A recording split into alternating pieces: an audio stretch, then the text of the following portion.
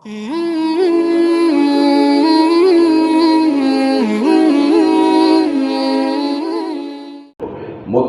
হিসাবে আমার ভাবনা কি? আমি চিন্তা করব না আগের যে সকল বিষয় বললাম, একজন মুত্তাকির ভাবনা এগুলা নয়, একজন মুত্তাকির ইহতিসাব এগুলা নয়। একজন মুত্তাকির ইহতিসাব কি হওয়া চাই? একজন মুত্তাকির ইহতিসাব আত্মসমালোচনা, তার হিসাব নিকাশ, তার ভাবনা কিরকম হবে? তার ভাবনা হবে আল্লাহ তাআলা সূরা বাকারার 177 নম্বর আয়াতে 10টা গুণ বলেছিলেন। কয়টা গুণ?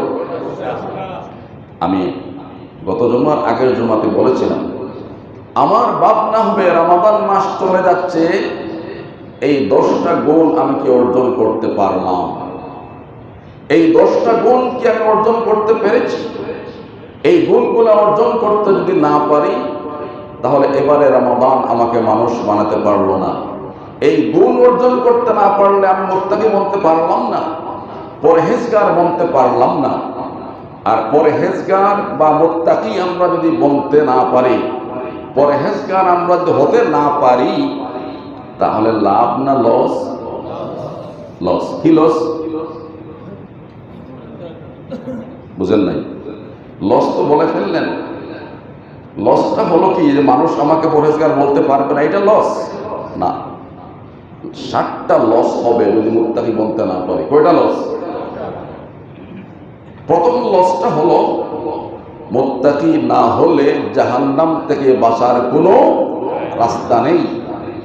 আল্লাহ বলেছেন ওয়া ইম মিনকুম ইল্লা ওয়ারিদুহা কানা আলা রাব্বিকা হাতমান মাকদিয়া সুম্মা নুনাজ্জিল্লাযীনা ইত্তাকাও ওয়া নাযারুল যালিমিনা ফিহা জিসিয়া। সুবহানাল্লাহ। আমি একদিন বলেছি হাসরের মাঠ এবং জান্নাত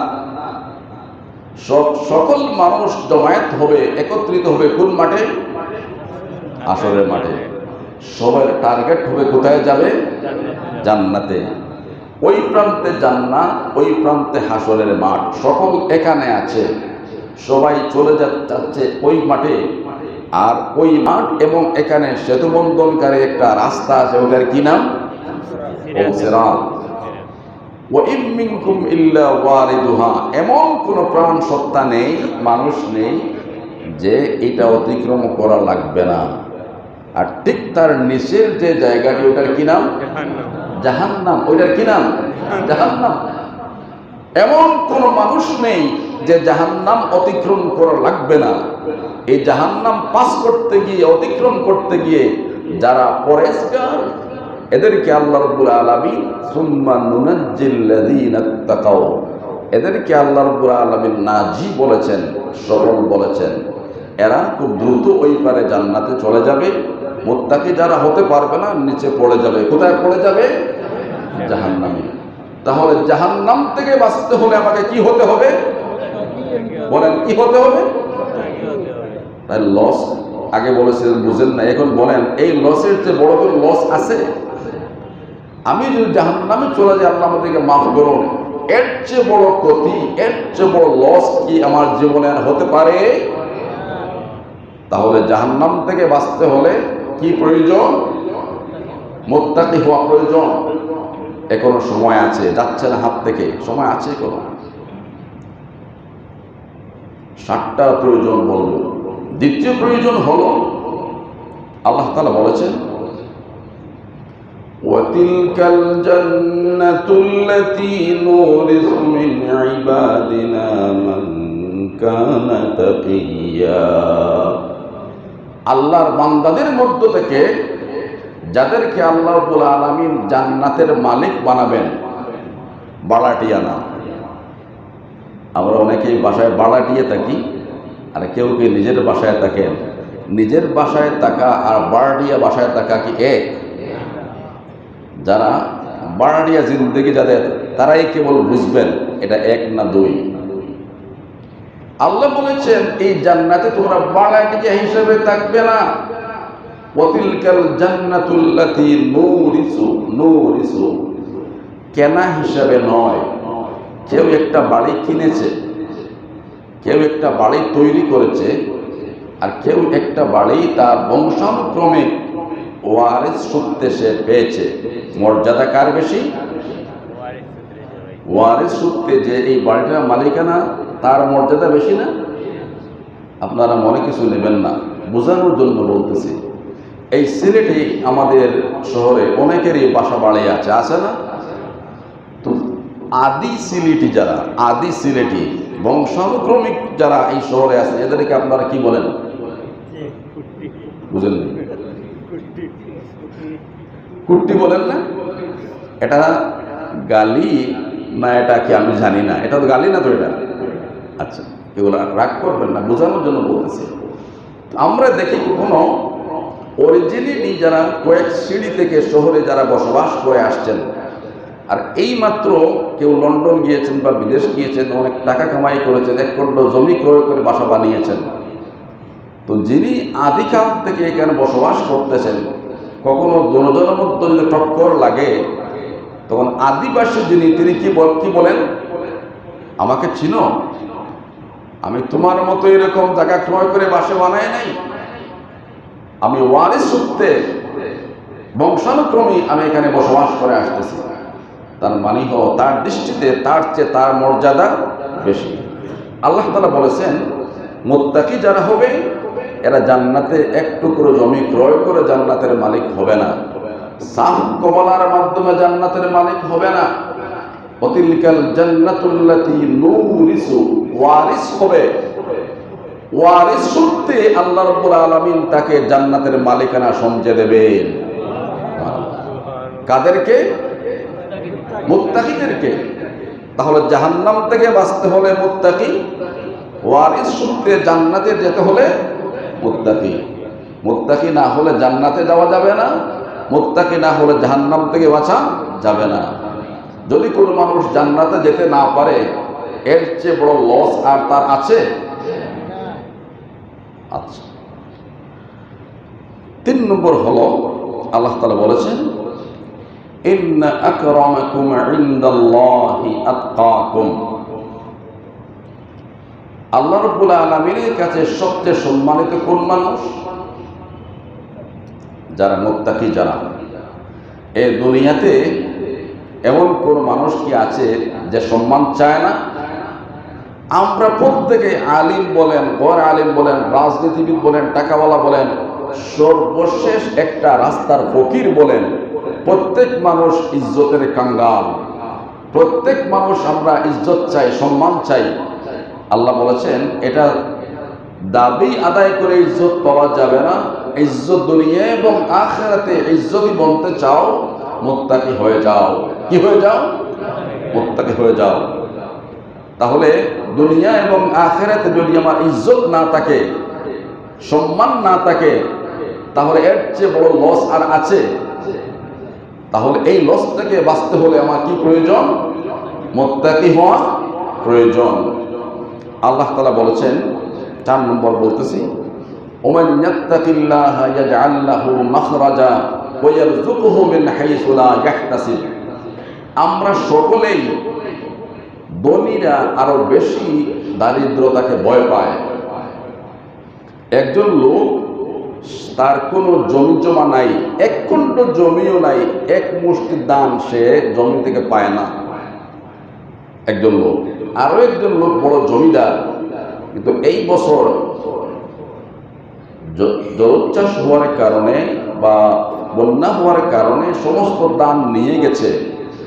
এমত অবস্থায় জমিদারের টেনশন বেশি না যার মোটেই জমি জমা নাই তার টেনশন বেশি? বেশি কার? কার? জমিদারের টেনশন। আল্লাহ তাআলা বলেছেন, এই যারা রিজিক নিয়ে যারা টেনশনে আছো, তোমার টেনশনের প্রয়োজন হবে না। আমি আল্লাহ রাব্বুল আলামিন এমন গায়ব থেকে, চিন্তার জগতের ঊর্ধ্ব জগৎ থেকে তোমাকে আমি রিজিকের ফয়সালা করব, তুমি যদি মুত্তাকি হতে পারো। সুবহানাল্লাহ। তাহলে আমার রিজিকের জন্য আজকে লিবিয়াতে লিবিয়ার সাগরে আমাদের এদেশের সন্তানেরা, আমার এদেশের যুবকেরা ইটালি একটা দেশে যাওয়ার জন্য সেখানে গিয়ে সাগরের তারা কেউ মরতেছে, কেউ সাঁতরাচ্ছে, কেউ ওপারে গিয়ে উঠতেছে। সেখানে কি তারা সাঁতার শেখার জন্য গেছে? লিবিয়ার সাগরে কি তারা সাঁতার কাটার জন্য গেছে? কি জন্য? রিজেক তালাশের জন্য। আল্লাহ বলেছেন তুমি মুত্তাকি হয়ে যাও, লিবিয়ার সাগরে তোমাকে সাঁতরানো লাগবে না, তোমার গড়ে বসেই আমি আল্লাহ রাব্বুল আলামিন তোমার মুখে রিজেক পৌঁছে দেব। এত বড় বড় অফারগুলো, এত বড় প্রয়োজনগুলো আল্লাহ রাব্বুল আলামিন মিটিয়ে দিলেন কিসের মাধ্যমে? মুত্তাকির মাধ্যমে। মুত্তাকির মাধ্যমে। আর মুত্তাকি যদি না হই তাহলে সবসময় আল্লাহ তাআলা আমাকে হ্যান্ড টু মাউথ রাখবেন, সবসময় রিজকের মধ্যে আমাকে অস্থির করে রাখবেন। আমার ভাইরা, আমরা এই পর্যন্ত যেগুলো আলোচনা করলাম এগুলো ফিনিশিং টানতে হবে। বাকিগুলো ইনশাআল্লাহ আমরা তো আছি, আল্লাহ হায়াতে বাকি রাখলে এগুলো কন্টিনিউ চলবে। রমাদান মাস চলে যাচ্ছে, একটু ভাবনা করি, একটু নিজেকে নিয়ে বসি যে এই মাসে আমি কোন কোন গুনাহ ছাড়তে পারলাম। একটা গুনাহ ছাড়ার জন্য আজকে আমরা সিদ্ধান্ত নেই, একটা গুনাহ। কয়টা বলেন? কয়টা? এখানে আমরা যারা আছি এই মাসে এই দিনে এই জায়গাতে বসে আমরা ঘোষণা করি আমরা আর কোনোদিন কখনো মিথ্যা কথা বলবো না। বলেন আমিন। একটা গুনাহ বললাম, পারবো ইনশাআল্লাহ।